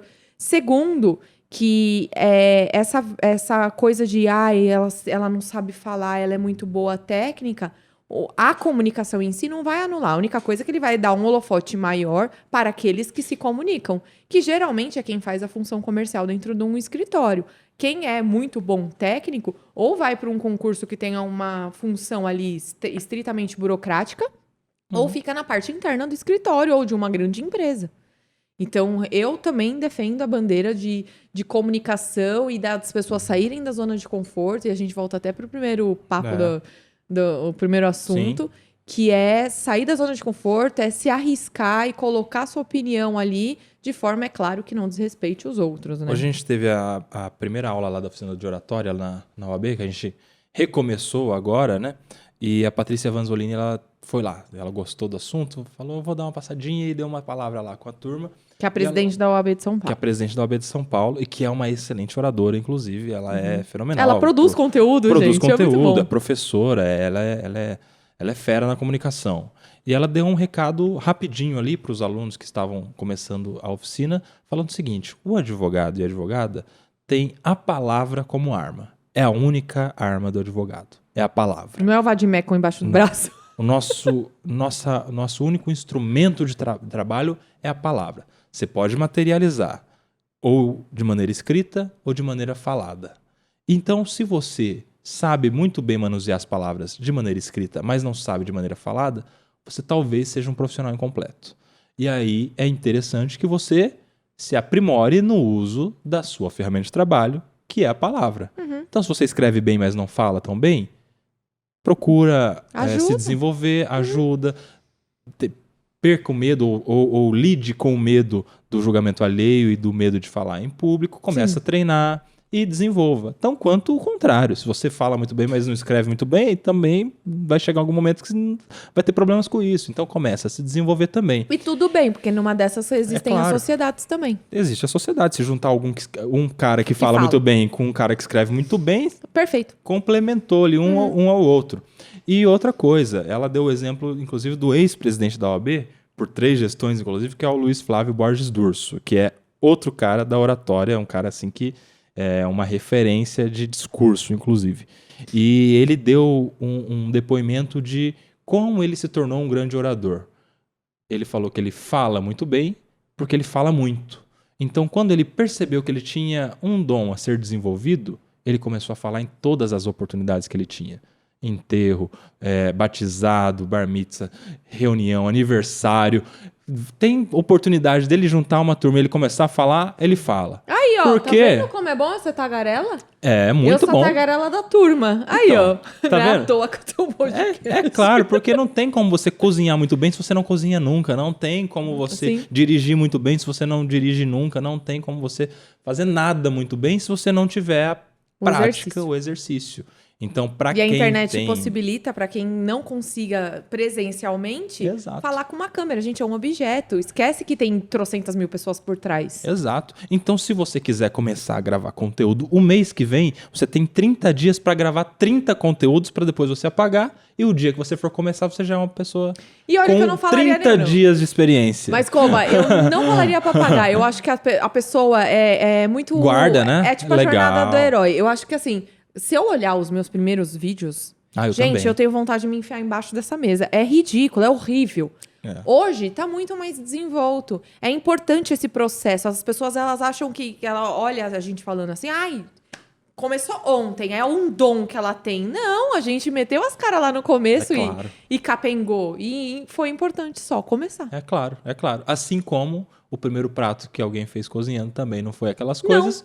Mas até descobrir que até fazer todos os dias ali, com certeza. Exato. Então Koba, a gente vai caminhar pro fim. Agora você vai descobrir o que é o baú. A caixinha da surpresa. O que é isso? O nome do podcast é Papo do Pendura por causa do dia do Pendura. Sim. E aí tem essa temática meio botiquim. Tá chegando. É no dia seguinte do meu aniversário. Eu quase nasci no dia. É bom que leva todo mundo pra comemorar o seu aniversário e deixa no Pendura. Não pode não. Tanto não pode que eu coloquei aqui o artigo que fiado não rola. Mas aqui é o meu baú de tesouro e o tesouro são os meus convidados. Que legal. Tem uma lembrancinha para abrir garrafa e lata para você lembrar do dia de hoje. Papo do Pendura, que guardar. Bacana. Olha só, gente. É aqui que mostra. Ganhou um brindezinho. Aqui o dia da gravação de hoje, o artigo que não pode comprar, né? Vender fiado, enfim. É isso aqui que faz a gente sair do culposo. Agora, se eu fizer, vai ser por intenção. E aqui tem o meu tesouro, que são os convidados, que eles assinam esse pano que eu vou esticar no meu futuro estúdio. Que legal. E seria uma honra ter a sua assinatura. Aí tem gente que deixa recadinho, tem gente que desenha. A única coisa que eu peço é para que você coloque nome e data. De resto, você pode fazer o que você quiser. É o do Diego aí. Fechadíssimo. Tá aqui? Nossa, achei muito bacana. Eu adorei o papo. Fica à vontade, escolhe uma caneta. Se quiser abrir o outro lado... Quer achar um? Vai, gira aí. Tem o outro lado também, que eu preciso começar a abrir mais. Você quer que eu coloque? Não, você que sabe. Tem canto aí, pode escrever. Tá. É que eu falo muito, escrevo muito, então... Vamos lá. É só... Pra você que gostou do papo, o @ do Kobayashi é Kobayashi, KOBAYASHI. Posso ir no soletrando do caldeirão. Que nem é mais caldeirão, né? Agora não tem mais caldeirão. E é Kobayashi ADV, de advogado. Nas redes sociais ele produz conteúdo e também está na linha de frente da Jovem Pan. Qual é a frequência da linha de frente? A linha de frente é uma vez por semana, mas eu tô no jornal Jovem Pan quase todas as noites. E nos outros jornais que, Ele tá sempre que a gente aí. tá na programação. Ele gosta de falar que nem eu, porque no dia que a gente foi fazer a palestra, tinha alguns painéis que já estavam agendados dele participar e outros que eventualmente faltava alguém. O Kobayashi estava em todos. Eu falava, gente, que louco isso. Eu adoro. Eu gosto de falar também, Kobayashi. Eu seria perfeitamente a pessoa que participaria de todos os assuntos possíveis. Porque variou desde ética, que foi o tema do nosso painel, que participou comigo, até qual foi outro tema que rolou lá? Teve advocacia criminal, teve contratual, de civil variou. a penal. Foi um congresso da Jovem Advocacia que a OAB aqui do estado de São Paulo organiza. Teve a edição aqui em São Bernardo do Campo, que é onde a gente grava. E foi onde eu conheci o Koba também. Ele sentou do meu lado ali, a gente ficou revezando o microfone, os dois falando. E se você não segue, comece a seguir o @ved.oficial. Siga a gente no YouTube. Você entendeu direito. Papo do Pendura no Spotify. Eu vou fazer. E o Paulo tá me lembrando da pergunta final. Ixi. É porque normalmente eu faço a Tem pergunta. uma pergunta, sim? Não, mas não é. É porque assim, normalmente eu faço a pergunta na hora de abrir o tecido. Ah, tá. Porque a pessoa pensa enquanto ela escreve. Só então que pra você mim é tão bom no pra mim é de improviso. improviso. Você é tão bom no improviso que eu vou mandar bala agora no final. Eita. Koba. Eu fui bem até agora, chegou a hora de ramelar, né? Não, não vai lá nada. Tá no improviso. É a sustentação oral. Koba, se existisse uma lei Nelson Kobayashi, seria sobre o quê? Se existisse uma lei Nelson Kobayashi, seria sobre... Não dá pra fazer de improviso essa nem a pau. Não. Pensa aí, vai ter que surtir, vai ser no improviso. Finge que você tá no linha de frente, que aí você já tá com isso acostumado. Olha lá, tantas coisas, né? Olha, eu sou uma pessoa muito família. Seria alguma coisa pra proteger o seio familiar. Porque eu acho que isso impacta em tudo. Em tudo. Porque se a família vai bem, eu acredito que a criminalidade diminui. Eu acredito que se a família vai bem, já começa a ter saúde mental que respalda, que impacta também na saúde física. Acho que se a família vai bem, a sociedade vai bem, esse tanto de briga, de ódio que a gente tem nas redes sociais que a gente estava conversando, já não teria mais. Acho que se a família vai bem, a gente tem desenvolvimento, então a gente tem já um futuro melhor também. Uma evolução. Se a família vai bem, a gente tem empatia. E aí a gente tem também pessoas melhores, tendo outras ideias melhores e tendo cuidado, tendo... assim, eu acho que... Mas como que isso estaria previsto na lei? Não tenho a mínima ideia. Não tenho a mínima ideia. A lei é sobre o convívio familiar, beleza. Aí vai ter, sei lá, uma obrigação do Estado em oferecer terapia familiar? Não precisa ter terapia familiar. Mas, por exemplo, a gente não tem valorização de saúde mental. Por exemplo. Não temos. Não. Você foi ver... Todo mundo acha que terapeuta é para louco. A gente foi ver, por exemplo, a coisa dos atentados nas escolas. O que as pessoas querem? Vamos colocar policial armado nas escolas. Que é bom? Mas não é o primário, não é a primeira coisa. Cadê a raiz? Qual a raiz disso? Se não tiver quem surte e vá lá com algum problema mental, remedia. não vai precisar do policial. Remediar entendeu? é mais fácil do que prevenir. Exato. E se for ver, essa pessoa é fruto, talvez, de uma família machucada, de uma família problemática que, de alguma forma, o Estado poderia amparar. A gente enfiaria uma assistente social para acompanhar o dia a dia de todas as famílias. A gente não tem o piso da enfermagem, que são as pessoas que cuidam dos doentes do corpo. Por que a gente não tem um piso dos assistentes sociais e dos psicólogos? Sim. Você vê que como a gente tem uma distorção de doença é só o que afeta meu corpo e não é o que afeta minha mente. Então, eu acho que a gente poderia caminhar por esse aí. Agora, o texto, eu vou precisar da sua ajuda. Eu não sei. Tem que mandar, olha lá, ele jogando a pergunta pro outro. Quando não sabe improvisar, isso daí chama muleta. A muleta, quando você não sabe responder, você joga a bomba pro próximo. Então é batata quente aqui, ó. Você que vai responder, seguidor. Você viu que o Koba foi liso. Mas você vai ver se não vai ter comentário. Você que ficou até o final, comenta aqui qual seria um projeto de lei para melhorar a família? Coloca um artigo aí, Exato, né? Um artigo exato. e uma penalidade, Vai porque ver. para as pessoas cumprirem... E deixa mesmo pra Tabata ver que você chegou até o final desse vídeo. Olha lá.